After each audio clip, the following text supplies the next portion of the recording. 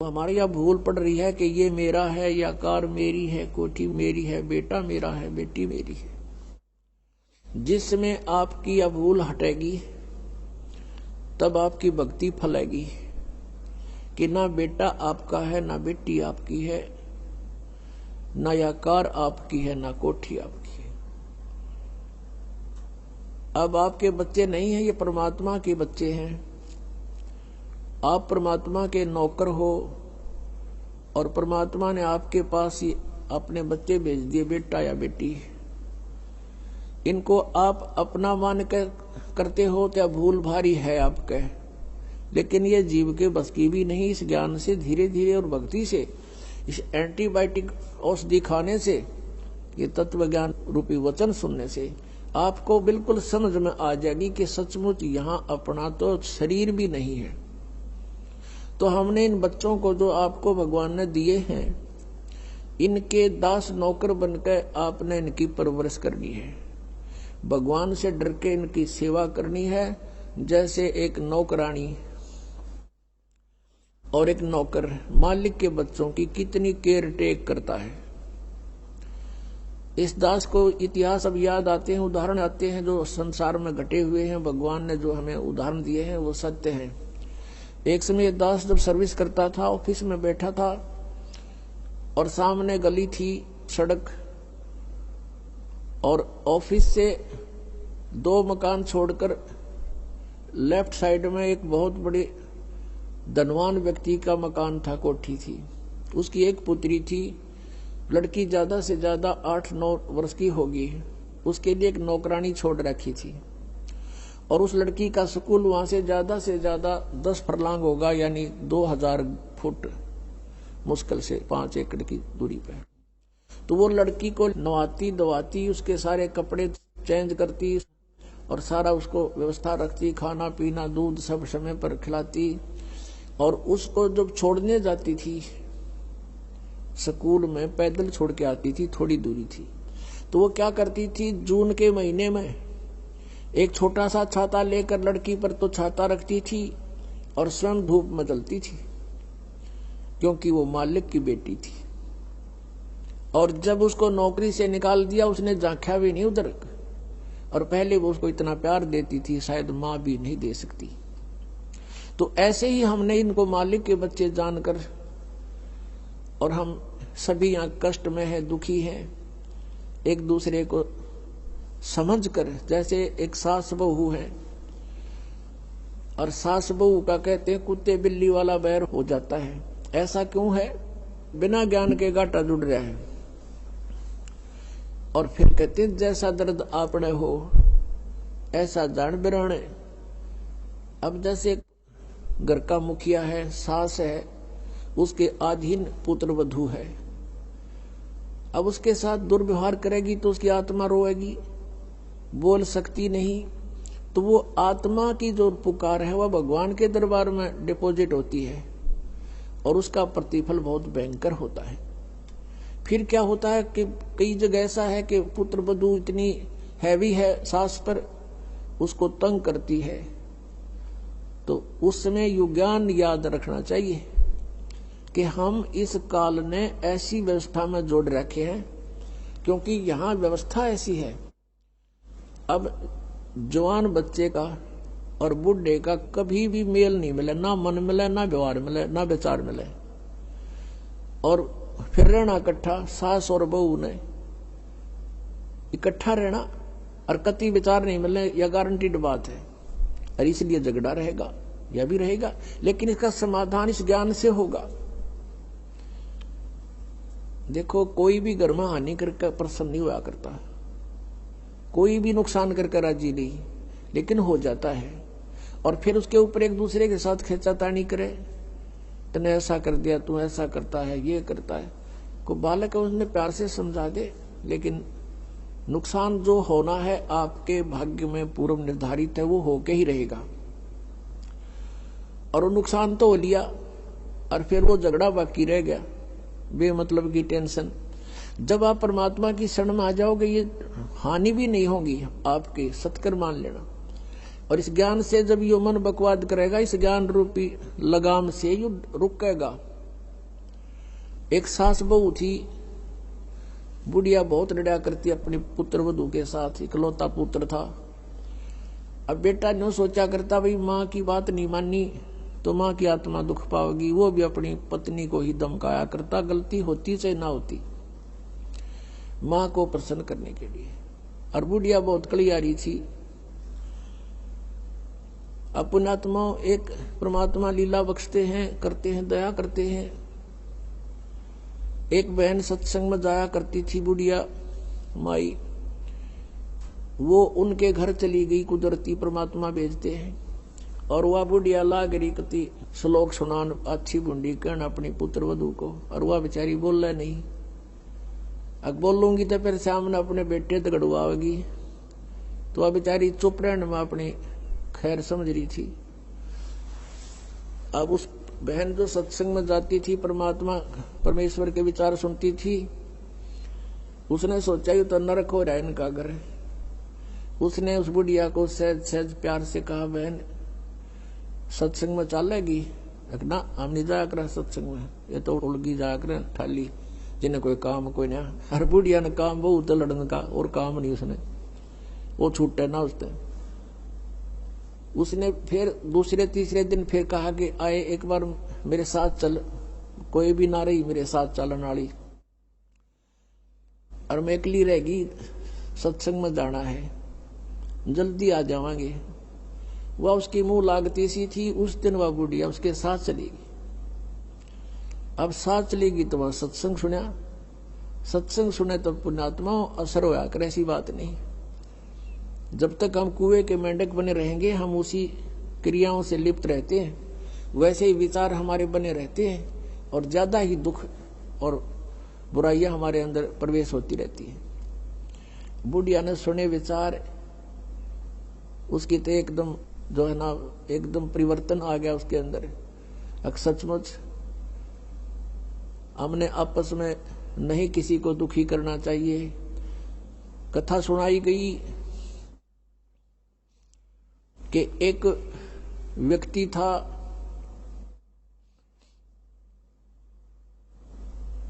वो कहीं पर साधना कर रहा था, बैठा था, साधना कर रहा था, और एक गाय भागी जा रही थी,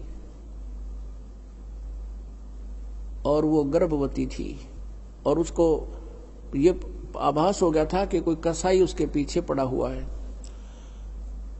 वो आगे वन में ओझल होगी। शिकारी वहां आया, उस साधक से उसने पूछा, गाय देखी आपने? कहते मुंह से नहीं बोला, उसने हाथ कर दिया ऐसे, किधर गई? वो कसाई ने वह गाय ढूंढ ली, वो मार दी। उसका भी प्रतिफल उसको भोगना पड़ा। कहते हैं फिर उसकी बाजू कट गई। इतना भी हम सहयोग देते हैं किसी अन्य दुष्कर्म के अंदर, इतना भी हमें हानि होती है। जैसे हमने मना किया है बीड़ी शराब मांस तम्बाकू पीना नहीं है, और किसी को पीने में सहयोग भी नहीं देना, उठा के भी नहीं देना, उसमें भी हानि होगी। आपको मर्यादा सारी पालन करनी होगी। कहने का भाव ये है कि एक व्यक्ति था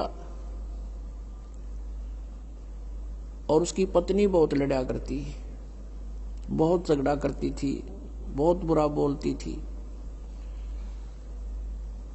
तो किसी ने, वो जो व्यक्ति था अगले जन्म में जिसकी बाजू कटी थी, वो साधना कर रहा था, साधना कर रहा था, कहीं पर अगले जन्म में भक्त बन गया। तो उसकी किसी ने आकर के अचानक पहले तो उससे पैसे पूछे, बाबा जी पैसे निकाल सारे। पैसे नहीं है भाई मेरे दो, उसकी बाजू काट दी। अब उसने सोचा भाई मैं भक्ति भी कर रहा हूं और यह आपत्ति मेरे पर कैसे आ गई। उसने सोचा भाई मैं इसका किसी से कारण पूछूं, मेरा कौन से जन्म का पाप था। किसी ने बता दिया भाई इस गांव के अंदर एक भगत है और वो पीछे बीती हुई बता देता है, पिछली बता देता है, भविष्य की नहीं जानता। वो उसके घर पर गया तो उसने पता लगा कि वो घर से बाहर गया हुआ है। फिर भी उसने सोचा घर पे पता करता हूं। जब वो घर पे गया तो उसकी पत्नी से पूछा कि ऐसे ऐसे वो कहाँ है भगत। हुआ उसकी पत्नी लगी गाली देने कि तेरे जैसा ढेड वो है, अंडा धक्के खांदा जिस तरह तू खावे है। पता नहीं के सुना दी। अब जिसका हाथ कटा हुआ था उसने सोची भाई मैं तो गलत आ गया, मेरे साथ मजाक कर दिया दिखे ना, भगता के घर में कैसी बात होया करे, इसी ने कमी होया करे। वो वापस चल पड़ा। रास्ते में किसी ने बता दिया कि तू जिसका घर पूछा था ये आ रहा वो व्यक्ति। उसने उसको सोचा ले चल आया है बाहर, बात कर लेता हूं। राम रमी हुई, नमस्कार हुआ, कुशल मंगल पूछा। उस जिसका हाथ कटा हुआ था उसने पूछा कि भाई एक बात बता, क्या तू पीछे की जानता सारी? कहाँ जी दया है भगवान की। भाई पहला मेरी तो पाछा बताइए, पहला तू अपनी बताया, तेरे घर में इसी बूंदी कड़ी आ रही क्यों करा रही है? ऐसी बेहुदा बोली वाह न बोला यार भी बताऊं, पहला यह ही सुन ले तू। पिछले जन्म में मैं था काग, या थी गधी, और जब कुमार इसने छोड़ देता इसकी कमर टूटी हुई होती थी, मैं इसकी वो खाता था, टूटी हुई कमर से उन जख्मों से मांस खाता था। तो आज भाई ये अपना बदला ले रही है मेरे ते, और ये इतने जख्म करेगी मेरा जितने मन न कर रखे हैं। तब उसने पूछा भी फिर मेरा हाथ क्यों कर कटा, मैं तो भगत आदमी, और यू कैसे जुल्म हुआ मेरे साथ? उसने बताया कि पिछले जन्म में भी तू भगत था और तूने एक गाय के कटने में सहयोग दे दिया, तूने न्यू हाथ कर दिया कि इधर गई, बोला नहीं तू ऐसे गई, इससे तेरा हाथ कटा। अब कहते हैं तुमने दरगाह का मैल नहीं देखा, धर्मराज के तिल तिल का लेखा। अब इस तरह कहते तुम एक दूसरे को सताओगे तो तुम्हें आगे फिर दंड भोगना पड़ेगा। वह बुढ़िया के बात समझ में आएगी, मैंने तो जुल्म कर दिया। उसके बाद अपनी पुत्र वधू को वो बिल्कुल शांत रहे, बोले ही नहीं फालतू। सत्संग में ये भी सुनाया गया कि जो कुछ हानि होनी है वह तो हो चुकी, और पाछा वो खाम खा महाभारत बनाने की कोई आवश्यकता ही नहीं। वो तो दूना दुख पैदा करने वाला वो वस्तु आवे नहीं वापस। एक दिन क्या हुआ, वो पुत्र वधू गाय भैंस का दूध निकाल के और ऊपर कड़ियों में कड़ा डाला कर दे, हुक लंबा सरिये का हुक ला देते, और उसमें बाल्टी टांग देते थे कड़े में, हुक में, कुत्ते बिल्ली से बचाने के लिए। अब उस पुत्रवधू ने वो ऊपर, क्योंकि ऊंचा होता था, गर्दन नीचे रखनी पड़ती थी, यूं करके टांगन लगी, वो कि तो उल्टी साइड में लग गया। उसने सोचा टंग गया, हाथ छोड़ दिए, वो बाल्टी नीचे गिर गई, सारा दूध फर्श पे फैल गया। अब पुत्रवधू ने देखा बुढ़िया की तरफ, अगी वो होगी ओन अनो बिरना कई दिन का सांग हो गया यो। अब उसकी तरफ देख रही है बेचारी भयभीत दृष्टि से। बुढ़िया कहती बेटी कोई बात नहीं, हमारे भाग में नहीं था यो, और इसको उठा ले ऊपर ऊपर से और भैंस को ही डाल दे बेटा उसके चारे में, ये अपने भाग में नहीं था आज इसलिए गिर गया, कोई बात नहीं। अब उस पुत्र वधू ने सोचा आज बुढ़िया कौन सा स्टेशन पकड़ेगी, या तो कदे 16 बात बोलिया नहीं करती। काफी देर उसका जची नहीं बुढ़िया, फिर शुरू हो गया ऊपर ले मन पे कहती हो कदे। वह बुढ़िया खड़ी हुई, साथ ला के बेटा ठा इसने और भैंस के चारे में डाल दे, कोई दिक्कत को नहीं।